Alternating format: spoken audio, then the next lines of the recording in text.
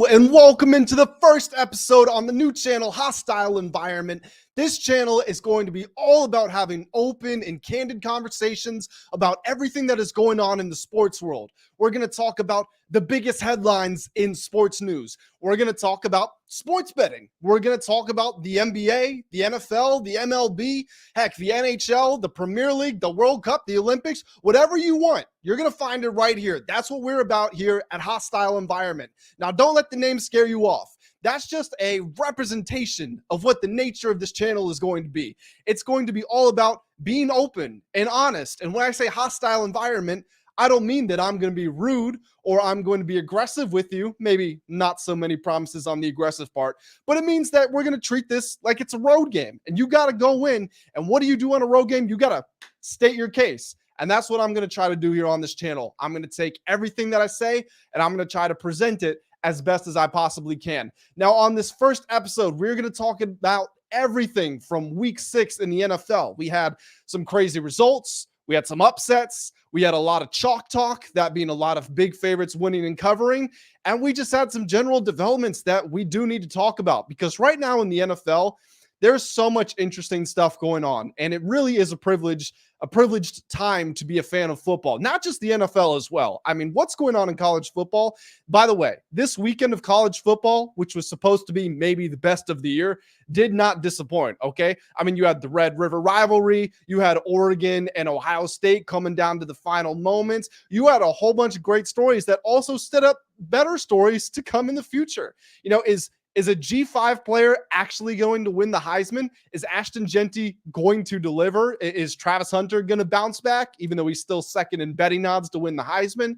What are we going to get from the Big 12? Because it's cannibalizing itself. And what about the SEC? There's so many headlines. Bottom line is it's just a great time to be a fan of football. Now, I said that I'm going to start with the NFL here, and it's really all the show is going to be. We're going to be talking about the NFL here, and we're going to talk first and foremost about the Chicago Bears taking down the Jacksonville Jaguars across the pond in London. I believe this game was at Tottenham Hotspur Stadium. It's the one they normally use. I think they've used the Olympic Stadium before, the one that West Ham plays at, but I think this one's at Tottenham. Anyway, whatever it was, normally the Jaguars call London their second home. They couldn't do that today. They left with their tails tucked between their legs and their heads bowed in shame. The Chicago Bears take down the Jaguars 35-16. It was the best game of Caleb Williams' young career. And that's kind of where I want to start with this because there's been so much discourse about Caleb Williams. It started back in college with, is this going to translate to the NFL? All the crazy plays and him running around outside of the pocket. How's that going to hold up? And then there was the whole thing with USC not having the best year, his second year at USC. They lost 3 or 4 games. They lost the bowl game. Then there was painting his nails. And then on Hard Knocks, he shows up trying to look like, you know, the next big thing. There's been a lot of discussions about him. And he did not have a great start to his NFL career. He was really bad for the first 2 or 3 weeks of the season. But if you have not been watching Caleb Williams or you have not been watching the Chicago Bears, he's already starting to figure it out. Now, there are still going to be struggles because he's still a rookie quarterback. But if you look at what he's done, as I mentioned, he has gotten better with every game he played. This game today, the win against the Jaguars, that was his second straight game with a QBR of at least 83. And if you look at his last 3 games, he has 7 touchdowns, 1 interception, and he's completed more than 74% of his passes. The interception he threw today was terrible.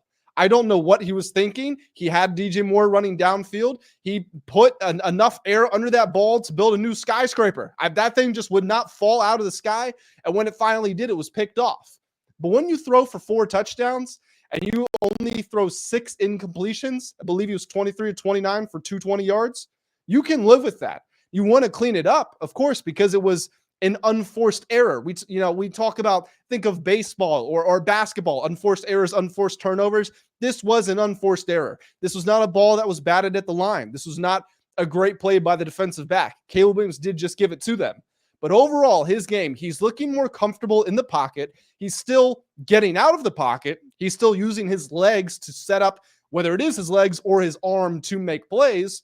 But he's going through his progressions much faster. He's finding the open man. The balls are being placed better. That was the worrying part in the first couple of weeks. His accuracy was off. With all of these players, you should not be concerned about their natural talent. Even Anthony Richardson, we don't worry about his natural talent. It's everything else. The lack of accuracy was slightly concerning for the first few weeks, but I did not take that as a sign of bad things to come from Caleb Williams. And if you believe in Caleb, again, you're already starting to see it come true. On the opposite side of this, the Jaguars, it's a real dumpster fire over there. Trevor Lawrence was decent, 23 of 35, 234 yards, 2 touchdowns and interception. But you heard, I forget which player it was, believe it was one of the safeties, said after the game, this team just gave up. The Jaguars just quit by the end of the game. And yes, the Bears put them in that position. Don't get me wrong. But this was not really the straw that broke the camel's back. They were already on thin ice. There have been lots of straws on the camel's back. And it just seems like anytime there's some sort of adversity, Jacksonville just finds ways to lose games. And granted, they didn't have a chance in this one.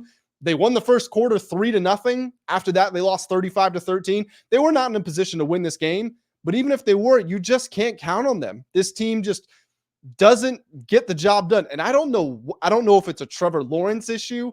I don't know if it's skill position guys. I don't know if it's a defensive issue. I don't know if it's Doug Peterson. But the bottom line is this current assembly they have is not working. And this is disappointing to me. At the very start of last season, in fact, in the offseason before the 2023 season, I put the Jags as very, very fringe Super Bowl contenders, really because of the Kansas City Chiefs. When you say an AFC team is a Super Bowl contender, you mean they're an AFC championship contender. I had the Jaguars in that bucket the year before that, so we're going back to 2022 now. They had beaten the Chargers in the playoffs, and they went to Kansas City on the road in the divisional round, and they only lost by a touchdown. And if they won that, they would have gone to the conference championship. So again, I had faith in Jacksonville, and they started the year well last year. They were 8-3 when Trevor Lawrence hurt his ankle.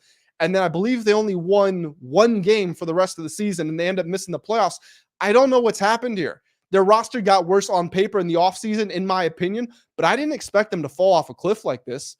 When you have Trevor Lawrence, who you just paid more than $50, $60 million a year to, there's no excuse for you to be 1-5. I'm sorry. I don't care if he has the overall worst team in the whole league around him. If you're a quarterback making that type of money, you got to deliver. And he is not up to this point in time. I know people like to make fun online that his career stats right now are nearly exactly the same as Daniel Jones's. And look, if you put me on a podium, I'm going to, not a podium. If you put me on the stand, if we're in court, I'm going to tell you that Trevor Lawrence is a better player than Daniel Jones. But does he have the stats to back it up? No. Does he have the winning? No. They've both won one playoff game in their career, if I'm not mistaken. Trevor beat the Chargers, and Daniel beat the Vikings 2 years ago, the year Dable won Coach of the Year. And I think that's it for both of them. So it's just a nasty situation, and I don't know what's to come from Jacksonville or come out of Jacksonville, but there's got to be a lot of changes. The biggest story, though, again, don't let it detract from what's going on in Chicago. Caleb Williams is legit. You didn't have to watch tape. You could just go back to college, look at his YouTube highlights. You could tell the kid was going to be special. And I know that YouTube highlights aren't the best way to judge a player, but if you just watch one full game all the way through, there was no doubt that he had the talent to be a top 3 quarterback in the NFL. He has that amount of talent. Will he get to that point? It depends on the decisions that Chicago's front office makes. It depends on his ability to form chemistry with his teammates and maturity in his work ethic. But he's got that level of talent. And again, he's gotten better in every game. So you've got to look at the future and be pretty optimistic about what is to come for the first overall pick in the last NFL draft. From one top pick to the next one, Jayden Daniels, the second pick in the summer draft. I don't think that a person, an athlete, has come into Washington and had this type of immediate impact on not just the team, but the actual culture and the attitude of the entire city. Now, the Washington Capitals won the Stanley Cup, and obviously they had great players, Alex Ovechkin being the best of them all. And the Washington Nationals won the World Series, and they had a bunch of great players, and they had great moments, and it was awesome for the city because DC sports doesn't get that a whole lot. The Washington Wizards, what's the most relevant they've been in the last 2 decades? Gilbert Arenas bringing guns to the locker room, and John Wall going 7 games with the Boston Celtics. Is that it? And with this Washington Commanders / football team / the R team, what's their biggest moment? Since 2012, it was in 2012. It was Robert Griffin III's rookie season in his first game. Aside from that, what have they had? They had the Taylor Heineke game against the Tampa Bay Buccaneers in the wild card, where they almost took down Tampa. I think that was the year Tampa won the Super Bowl. Washington played them closer than anybody. But nobody expected anything from that Washington team. And when you had Dan Snyder in a position of power, and you look at some of the coaching hires they made, Ron Rivera being the most recent, but that was a retread. They brought back Mike Shanahan, one of the greatest coaches ever, but that was a retread. They brought back Joe Gibbs, a retread. They had Jim Zorn and Jay Gruden and all of these guys. This is the first time probably in 20 years that there is palpable energy in Washington, D.C. And that's because of Jayden Daniels. I know that was a long, drawn-out soliloquy. Everybody, not just in D.C., not just in the DMV, across the nation is talking about Jayden Daniels right now. And if you watch this game, the Baltimore Ravens won, and I'm just about to transition to Baltimore because they were sensational. But if you turned on this game and you watched it, it's hard to say that Jayden Daniels is not already one of the 5 best quarterbacks in the NFL. I don't know what you want me to say. He's also showing progression like Caleb Williams. He's showing progression, but he's continually answering tests. Caleb Williams has not had a test as hard as the one that Jayden Daniels just took. And even though his team didn't win, so he can't get an A+, he got at least an A- at the very least. Now, Baltimore did win this game, and I'm about to talk about Baltimore because I don't know what you're supposed to do with this team. I don't know what you do when Lamar Jackson is the greatest running quarterback in the history of the NFL.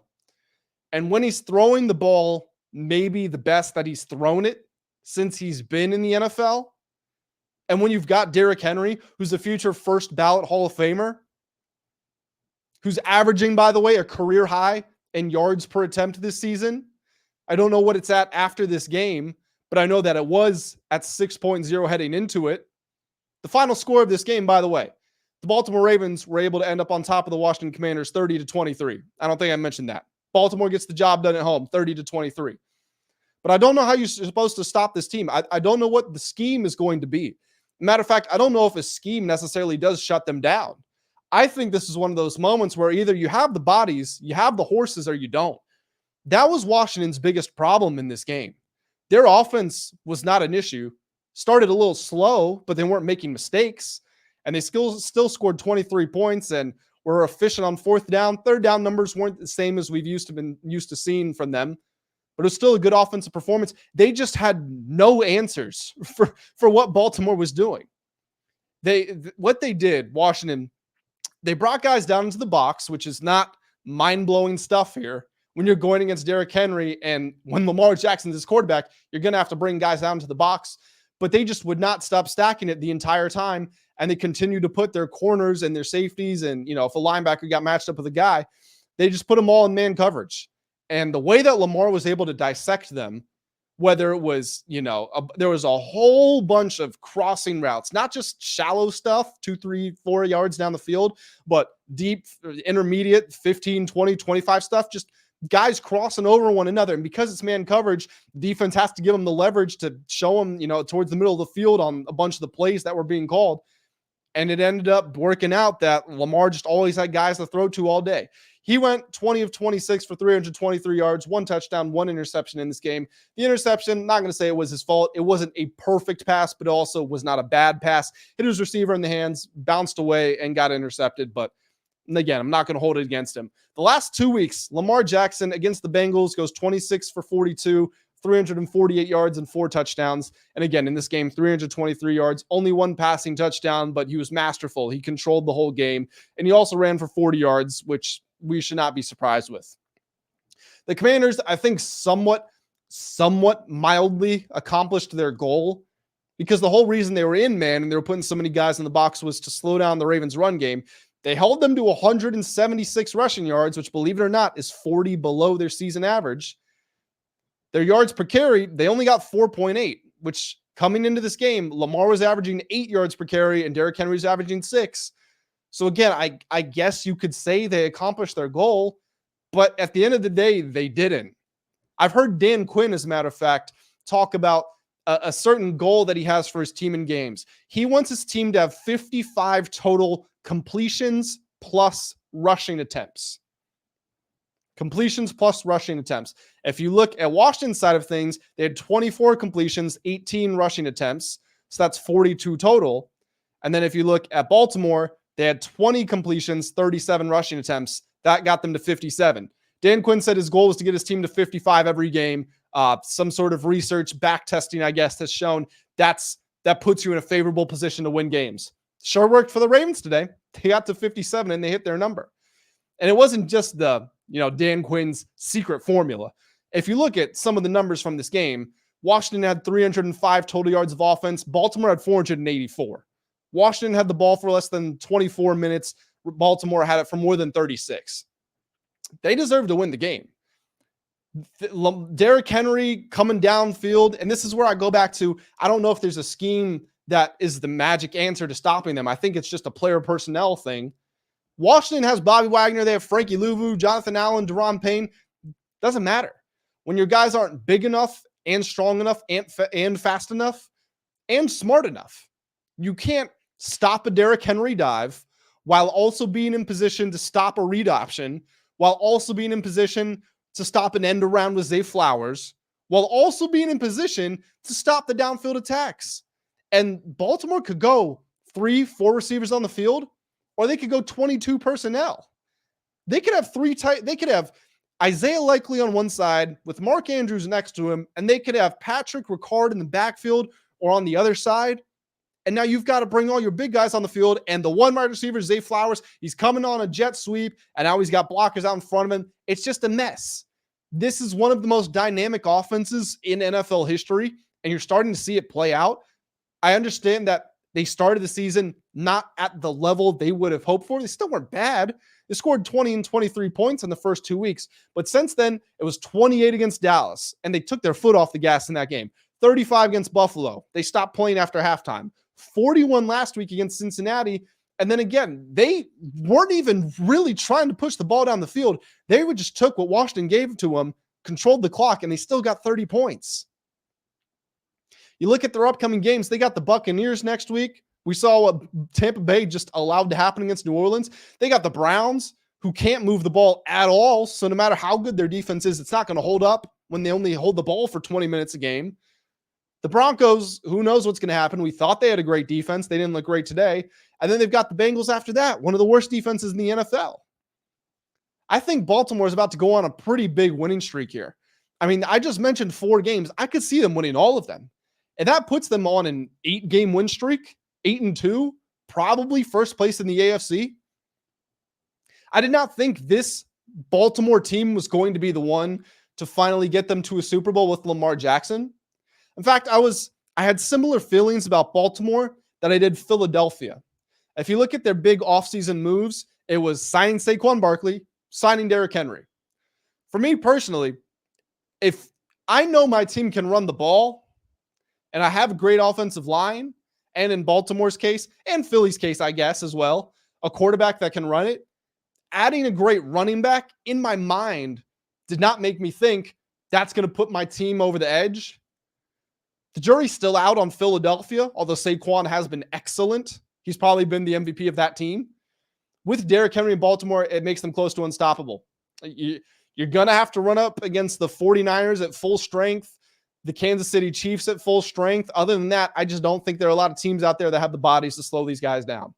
Weirdly, I think that the Raiders, who they lost to, actually, in that respect, because they have Max Crosby and guys who can get downhill and clog the line, maybe that puts them in there, but there's just not a lot of teams out there with the bodies to do it.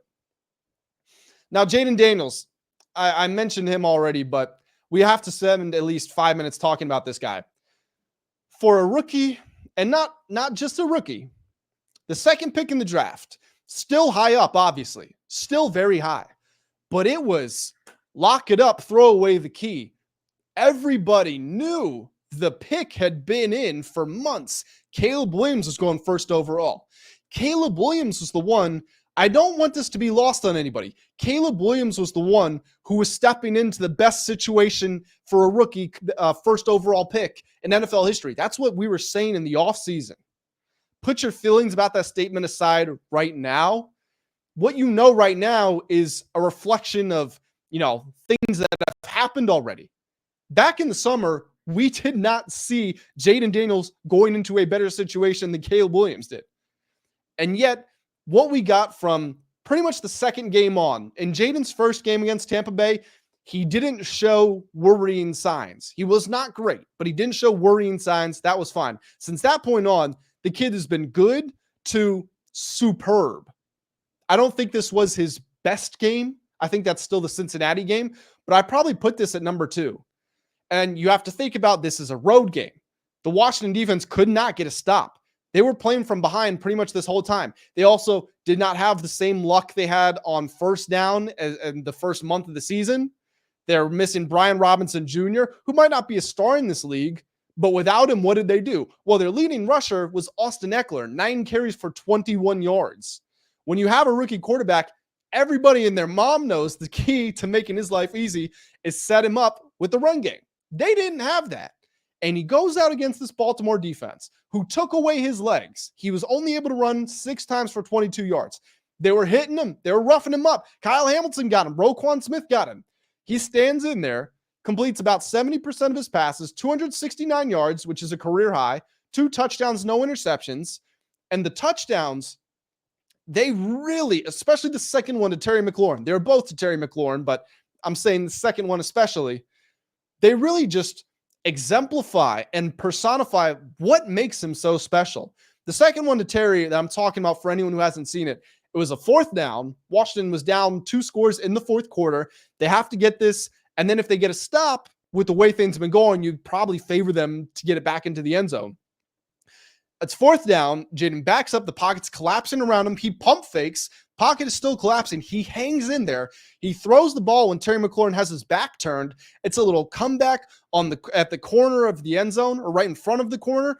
And the leverage and the placement of the ball is just perfect. It's right outside. The defender played it legitimately perfectly. There was nothing more that he could have done, and he couldn't stop it. And it wasn't just that pass that Jayden was doing that on. A lot of the 2-minute drill going into halftime when Washington actually ended up missing a field goal. A lot of stuff in their final 2-minute drive before Baltimore ran the clock out. Same stuff. The ball is just going exactly where it needs to be. And you listen to some of the comments that were made by Lamar Jackson and Roquan Smith after the game. Lamar said he went up to him and said, "Hey, I need your jersey." He said, I've seen his highlights on social media, and after playing him against him, I got nothing but respect for him. He looks amazing. Roquan Smith said he's going to be special. Washington is in great hands. Think about who this praise is coming from. These are elite competitors on one of the best teams in the NFL. And while this matchup isn't a traditional rivalry because they're not divisional opponents, it's a local rivalry. Are the Yankees Mets? Is that a rivalry? Technically, by the book, it isn't. They're not even in the same league, but everyone knows it counts for something.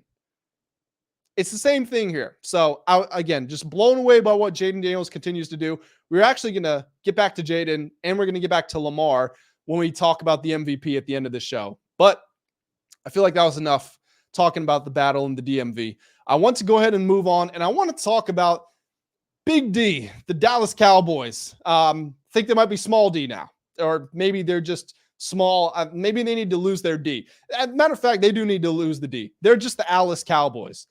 There's no defense to be spoken of with this team. I understand that Michael Parsons isn't there. I know that they've had some injuries. Deron Bland, DeMarcus Lawrence, all that. I don't care. Personally, I don't care if you're missing 3, 4, 5, 6, 7 guys. I don't care if you're missing your whole starting 11. You don't give up 47 points at home.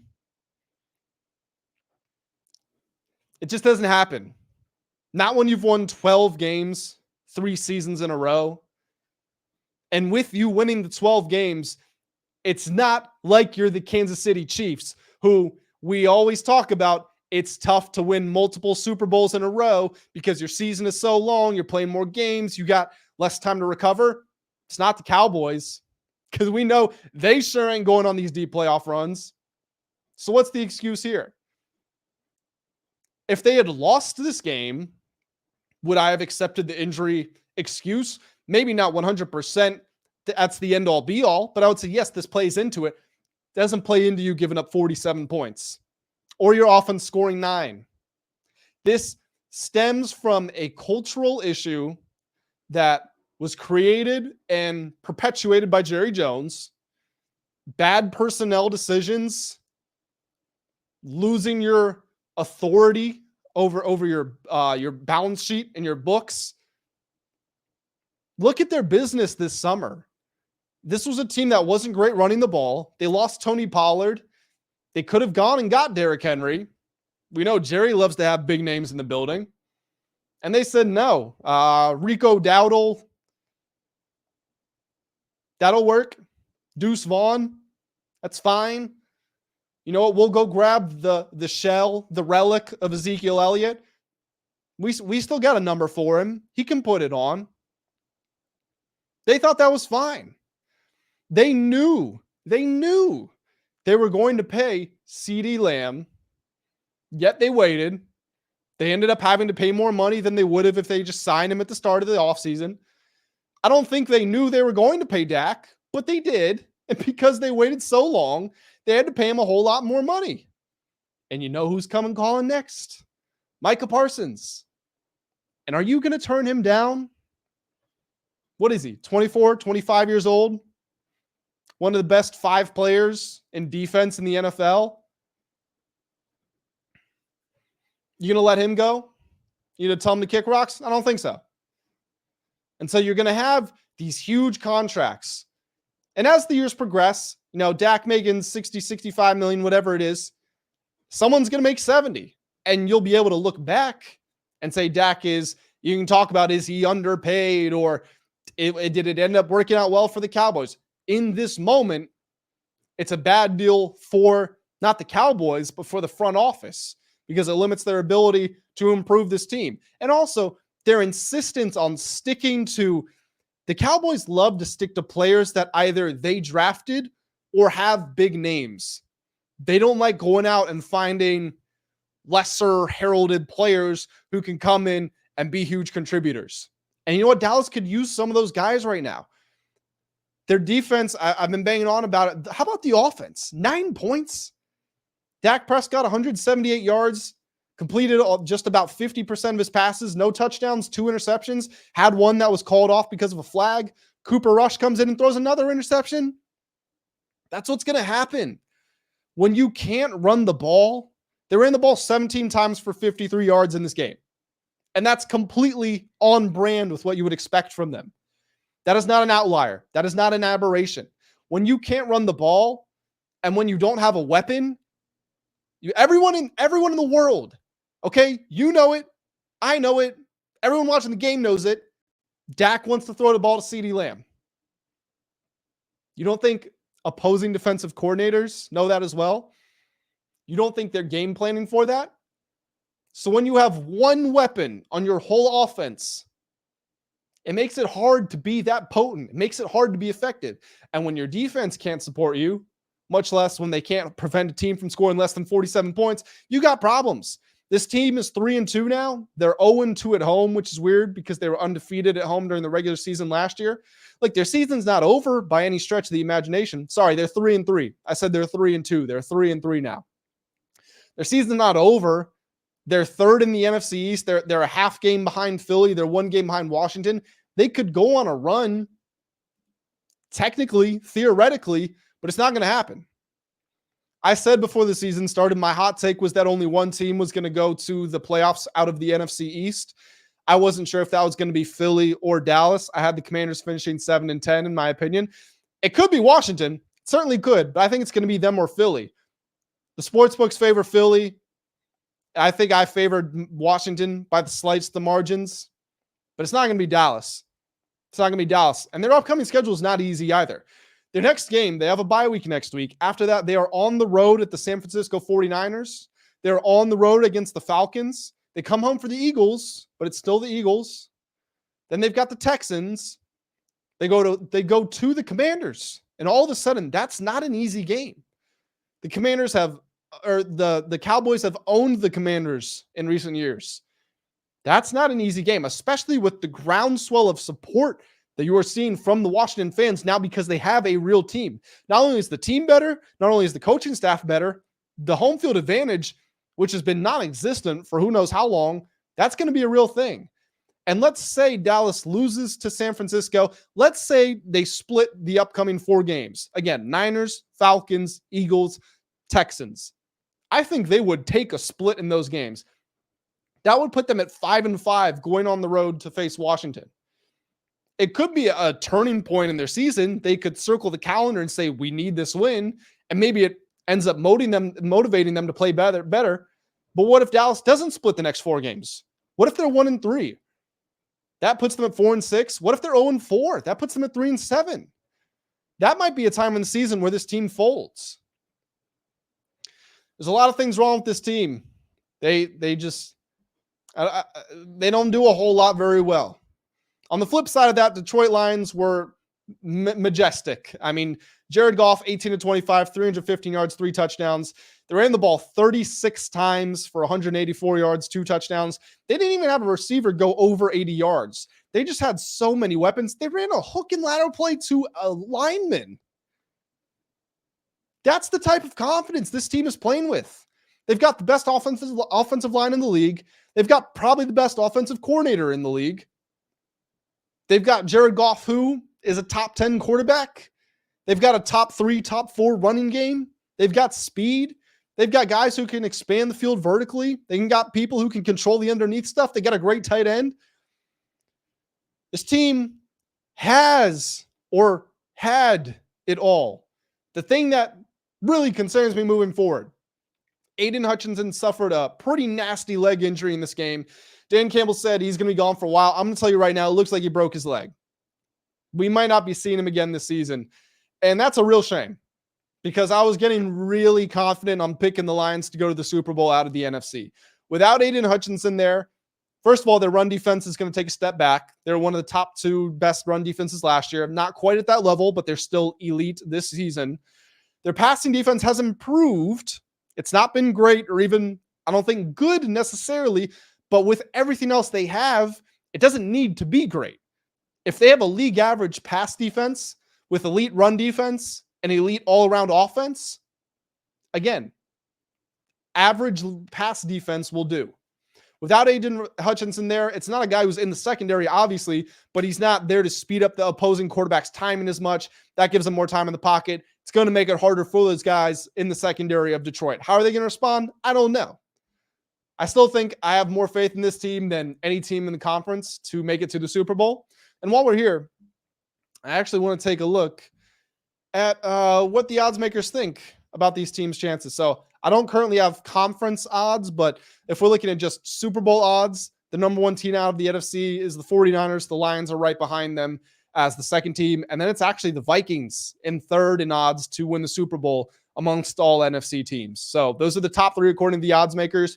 I don't know about the Vikings in third there. And I don't know about the Niners in first. I just don't. But I got a really good feeling about the Lions. Not breaking news to anybody here. They look really good. I'm just excited. This is a fun team to watch. Moving on over here, we're going to talk about the Philadelphia Eagles barely taking down the Cleveland Browns. And I want to put an emphasis on barely, not because this came down to the final seconds or there was a Hail Mary or there was a goal line stand in the final 30 seconds of the game. It wasn't like that. But Dallas still got the Cowboys on the mind. Philadelphia only won this game 20-16 against the Cleveland team that, I'm sorry, is just atrocious. Deshaun Watson is producing one of the worst quarterback seasons the NFL has ever seen. It's up there with Jamarcus Russell levels of horrendous. Philadelphia gained 372 yards of total offense compared to Cleveland's 244. They were able to control the game despite not actually winning the time of possession battle. They always felt in control. Jalen Hurts made explosive plays. A.J. Brown was back. Devontae Smith was back. Dallas Goedert ended up leaving hurt, but Lane Johnson was back. It looked better for the Philadelphia offense. and they barely won this game. Again, it was only a 4-point differential. Cleveland, late in the game, in the fourth quarter, had the ball on the Philadelphia 3-yard line. That drive ended up finishing in a field goal. So if you reverse engineer this, we know Philly won by 4. Cleveland kicked a field goal right at the end. So it was a 7-point game. You know what happens if Cleveland gets into the end zone from the 3-yard line? We've got ourselves a tie game. We have ourselves a tie game in the link, fresh off of a bye week. And this is a team that we have seen fold in primetime spots. Anybody remember the Falcons game? Anyone out there remember that? Anybody seen the Eagles for the last year? They've won, like, what? 3, 4 of their last 14 or 15 games. I don't know what the number is, but they've been one of the 5 worst teams in the NFL during that stretch. Since they lost 6 of their last 7 games last year to this current day, they've been maybe bottom 5 is a bit far, but bottom 7, bottom 8. They've been in the lower quadrant, the lower quartile of the NFL. They have talent, and we just saw them in the Super Bowl. So the odds makers, the fans, the media, everybody is slow to react to it. The product this team has put on the field has just not been good. This Cleveland offense is one of the worst in the NFL, probably the worst offense in the entire NFL. Deshaun Watson, the dude is done. This is a podcaster in the making. Not because anybody wants to listen to what he has to say, but because this is a guy who is an athlete and needs to start talking. Because he's got to get a new revenue stream coming. I guess not that he needs it. He's got $250 million in the bank. But the brother is not going to be playing football very long at this rate. He was a top 5 quarterback in the NFL when he left the game. He was injured. He had his off-field controversies and scandals. Ever since he's come back, he doesn't have it. I don't know if it's physical. I don't know if it's mental. I don't know if it's both.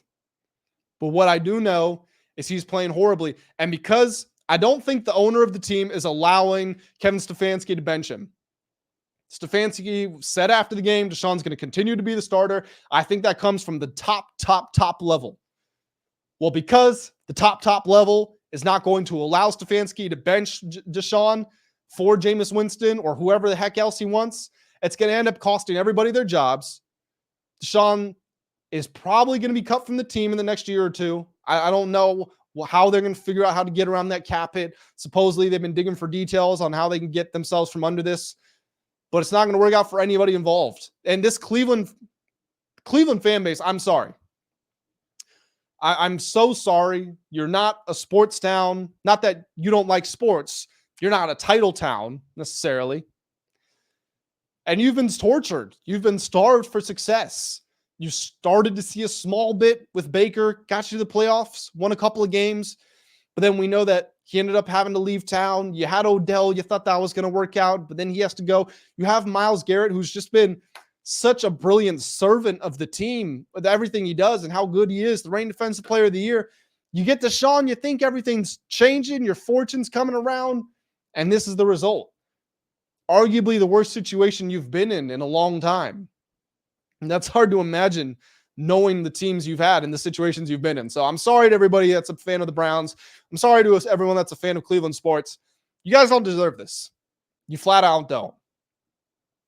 You don't deserve to be this sad. You know who is sad, though? And we can debate if they deserve it. You know who is sad? Nick Sirianni. After the game, Nick Sirianni turns around, starts yelling at the fans. Eagles fans in Philadelphia. First and foremost, if you play in Philadelphia, you coach in Philadelphia, whoever, if you are the bus driver for the team, you know that that's a spirited town. And the spirit goes both ways. They will support you to the death, but they will also let you know to your face when you're not performing. So the fire Sirianni chants that were happening during the game, Nick Sirianni, you earned those. Through your comments, through your behavior, through the performances of the team. There's no opportunity to rest on your resume. The Patriots fired Bill Belichick. If you're not performing, and again, the Eagles have not performed for a year straight, and on top of that, Sirianni seems to have a pretty unlikable personality. I don't know what's going on behind the scenes with him and Jalen Hurts. I know Jalen said they talked and they kind of patched it up. Not his words, mine, summarizing what he said. I don't believe it. Jalen Hurts and Nick Sirianni as people are polar opposites as far as what drives them, how they carry themselves, how they express themselves. And the image and the feeling that they give you, they're polar opposites. Jalen Hurts acts like a coach. He seems mature and wise beyond his years. Nick Sirianni is just he's a kid on the playground who's mad. Someone ate a cookie from his lunchbox while the teacher wasn't looking. He's run around shouting at anybody that will listen, even his own fans in this game. Philadelphia, if you're serious, Howie Roseman, if you're serious, you would fire Nick Sirianni. Because while it was a win, and I'm not saying there's a strong history of firing your coach midseason and then finding immediate success, because there isn't, I could understand giving him the bye week to see if you turn things around. What's the mood like? How's the team come out performing? You had the bye week. You almost lost to the Browns. After all that, you went 3-and-out on your first possession. The change is not coming. Not under this leadership. So I'm not personally here to call for anyone's job, but I believe Philadelphia would be better off with a new man in charge. How's that? I'm not saying to fire Nick Sirianni because I don't want anybody to have to lose their job, but I do not believe he's the man for the job anymore. How's that sound? That's going to do it for this recap of what happened on NFL Sunday. Before I go, let's talk about the NFL MVP odds. And first, actually, we're going to start with my ladder, which has nothing to do with odds. Betting odds are not only a reflection of what's happened, but they are a projection of what is to come. So, spoiler alert, Patrick Mahomes is still the betting favorite to win the MVP. Patrick Mahomes probably has not been a top 10 quarterback in the league this year. You can say he's not been a top half quarterback in the league this year. And you have some validity to that case. Whether or not you could go to court and argue it and win it, maybe that's a little bit different. But there's certainly points to that case to be made. What I'm saying, though, I'm not projecting. I'm telling you my ladder right now. Then we will look at the odds, and I'll tell you about who I think the best bets are that are on the board. So these odds have not been updated since Sunday's games, although I don't feel like there's going to be a whole lot of major movement. Maybe you're going to see Jared Goff start to trend up because the limit is so big for the Lions, and maybe Baker Mayfield's going to come down a little bit. I don't think there's going to be huge steps. So my personal MVP ladder, we'll go from the bottom up. So I'm going to put out some honorable mentions before we start, and then I'll give you my top 5. Honorable mention to Aiden Hutchinson. This defense, again, is not the Detroit Lions defense is not elite, but I think he was the obvious front runner for Defensive Player of the Year. We know how good the offense has been for years, and that kind of splits the votes a little bit, but I think Hutchinson's ascendance into potentially the best defensive player in the NFL had a huge impact on what you've seen from this team and why they've been so intimidating, and also just how they've matured. They're no longer that young team with a lot of potential that has the disappointing days. They are the juggernaut of the NFC. They're right there with San Francisco. In my opinion, I view Detroit as a better team than San Francisco right now. Unfortunately, he's not going to be able to make this case because he looks like he's out for a long time, potentially even the season. So hope you get better, Aiden Hutchinson. Another honorable mention to Saquon Barkley. I think the Eagles probably would have lost at least one, potentially 2 more games if he was not on that team. He's not been amazing recently, but I think he had such big moments and he carried the team that he deserves to be an honorable mention. Sam Darnold, not in my top 5, just misses out, but he's also up there. I split votes with him because of one other player on his offense we're going to talk about in a moment, and the Brian Flores-led defense. I think they've been very good. Brock Purdy, team success. You're at 500. He's had some good moments. He's also had some disappointing ones. Blew a fourth quarter lead. Can't fully put him up there, but he's impressed me with the throws he's making. And so he's in the conversation. And Baker Mayfield, 3 interceptions today. Doesn't do him the best, doesn't do him justice necessarily, but he's also had a very good season. I look at Tampa Bay as one of the 4 or 5 scariest teams in the NFC, and a lot of that's because Baker Mayfield. Okay, my top 5. Justin Jefferson, Got to put him up there. He's top 5 in receiving yards. I believe he scored a touchdown in every game that he has played. If he hasn't, then it's all but one.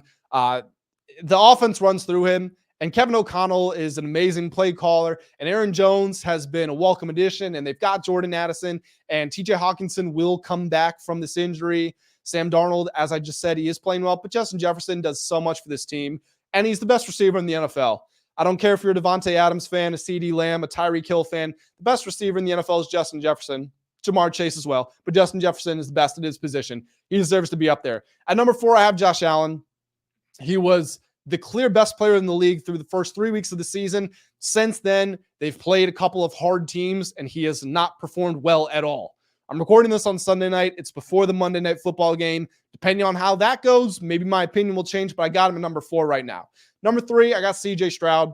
C.J. Stroud's been playing very good football. He's about to have a test because I don't want to say he was, in fact, I'm not going to say, I don't want to leave this impression that I feel like he was a one-read quarterback or anything, but he definitely leaned in very heavily to Nico Collins. So because Nico Collins isn't going to be there, I want to see how he performs.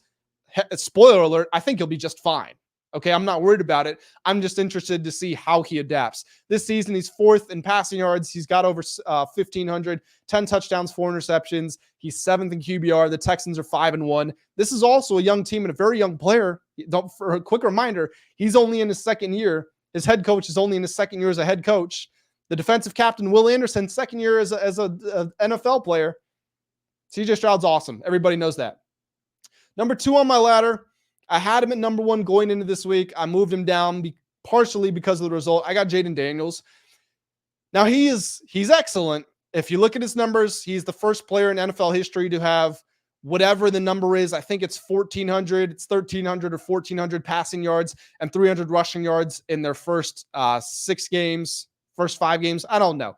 Point being, he's doing things that nobody has ever done before. He's leading the league in completion percentage. He is 2nd in QBR. Still, after 6 games, only has 2 interceptions. He's now got 10 total touchdowns. So he has the numbers, but his biggest asset in his MVP case for me is in the V. Okay, take out the M and the P, just the V. Valuable. Rising tides raise all ships. Jayden Daniels is the tide. Look around this team. Terry McLaurin, people have respect for. He's not a Devontae Adams, Justin Jefferson, Tyreek Hill, Jamar Chase. He's good, okay? In fact, let's take Terry out of it.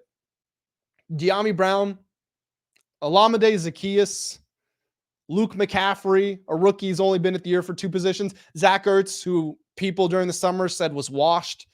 An offensive line that nobody held in high regard. One of the worst defenses in the NFL. And yet they're 4-2, leading the NFC East, looking like one of the scariest teams in the league. That's value.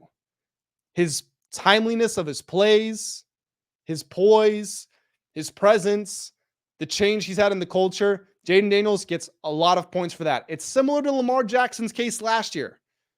Think back to Lamar Jackson did not have the best stats. He'd already won a unanimous MVP in his career, and his stats last year were nowhere close to what they were that year. But it was because of how Lamar controlled the game and how he always seemed to get his team through it. And while the defense was elite, we didn't look at the offense and say they have a bunch of elite level players, but Lamar guided them through. That's how it is with Jayden Daniels for me this season. And speaking of Lamar, I have him at number 1 in my ladder. I had him and Jayden flip-flopped for this game. I didn't switch them because of the result. That's not the only reason I switched them. And again, I thought Jayden was excellent in this game, but I thought Lamar was also excellent. I know you're going to look at the box score, see he had the interception. The interception was not his fault. It hit the receiver in his hands, bounced away, gets picked off him by Mike Sainristil, whatever. Lamar's just masterful with everything he's doing. He is one of the best deep ball throwers in the game. With Derrick Henry there, and this is where his case gets a little weird, because Derrick Henry is leading the league in rushing, because Derrick Henry is averaging a career high in yards per carry, people are going to use that to take away from Lamar's case. But you got to keep in mind, it goes both ways. Derrick Henry's allowed to do that because Lamar is there. They complement each other so well. And this is also just maybe the best football we've seen Lamar play so far in his career. Some of the numbers he's putting up, again, the last 2 weeks, he was just about 350 yards passing. Last week, he had 4 touchdowns, 1 interception, or no interceptions. I forget now. I think it was no interceptions. For the season, 12 total touchdowns, 2 interceptions. He's averaging a career high in passing yards per game while also running for like 60, 50 yards per game. He's just on top of it in every way. And he is the reason that this Baltimore offense is the hardest to defend in the whole league. So my personal ladder, again, number 1, Lamar Jackson. Number 2, Jayden Daniels. Number 3, CJ Stroud. Number 4, Josh Allen. Number 5, Justin Jefferson. That's my MVP ladder. If we talk about MVP odds, where the betting companies are weighing in, first we have Patrick Mahomes. I hate this. I hate this. There's some level of voter fatigue with Mahomes. I get that the Chiefs are undefeated. It's not really because of him. Defense, the Kansas City defense has been the best defense in the NFL. You got to give them most of that credit.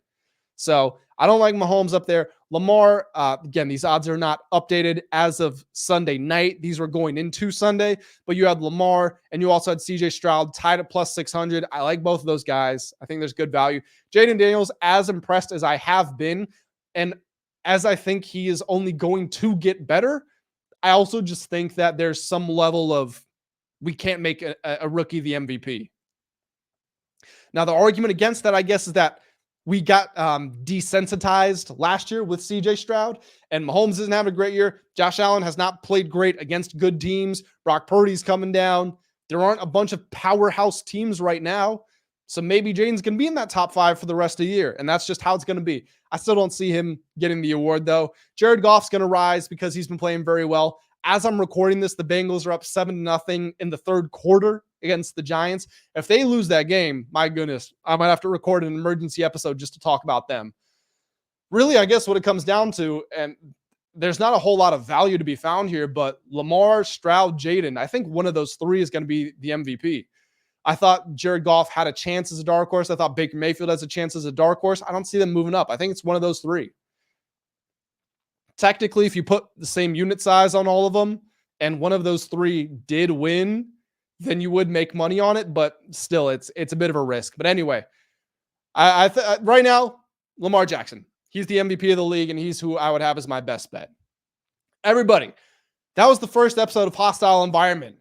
I thank you all for being here. We are going to continue to pump out the content on the channel. If you haven't already, make sure you hit the like button on this video. Hit the subscribe button as well. Jump in the comment section. Let me know what you think of some of my takes.